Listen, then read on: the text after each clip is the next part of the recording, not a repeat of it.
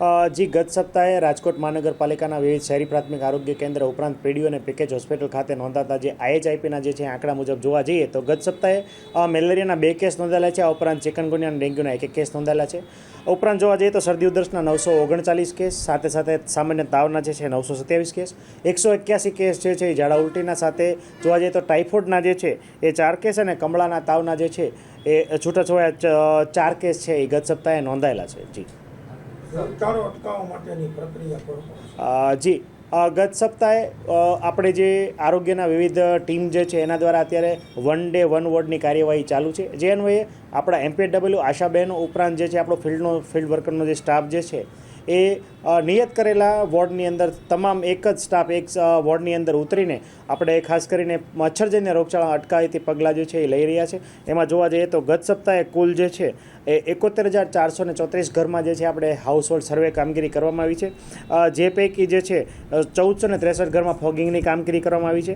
આ ઉપરાંત જોવા જઈએ તો 1,164 જેટલા પ્રિમાઇસીસ જે છે એમને મચ્છરની ઉત્પત્તિ સ્થાન સબબ જે છે નોટિસ જે છે એ ફટકારવામાં આવી છે.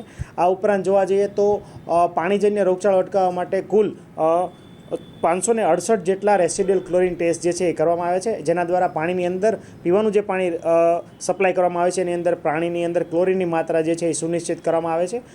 જે વિસ્તારોની અંદર ઝાડા ઉલટીના કેસીસ અને ખાસ કરીને કમળાના જે કેસીસ મળી આવ્યા છે અને ટાઇફોઇડના કેસીસ મળી આવ્યા છે તે વિસ્તારોમાં પાણીના સેમ્પલ જે છે એ પણ લેવામાં આવે છે અને લેબમાં રિપોર્ટિંગ અર્થે મોકલવામાં આવે છે.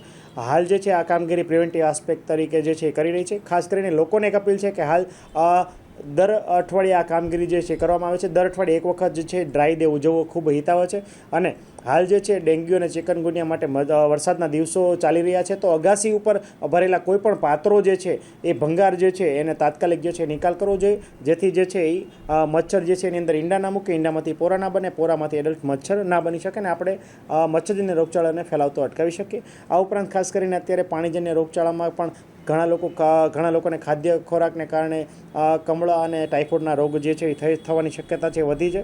બની શકે તો ઘરે પાણી જે છે ઉકાળીને પીવાનો આગ્રહ રાખવો જોઈએ. આ ઉપરાંત બહારનો ખોરાક જે છે બની શકે તો ટાળવો જોઈએ.